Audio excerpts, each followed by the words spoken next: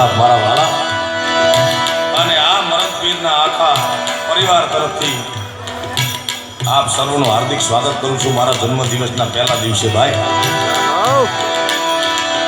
એવી સસી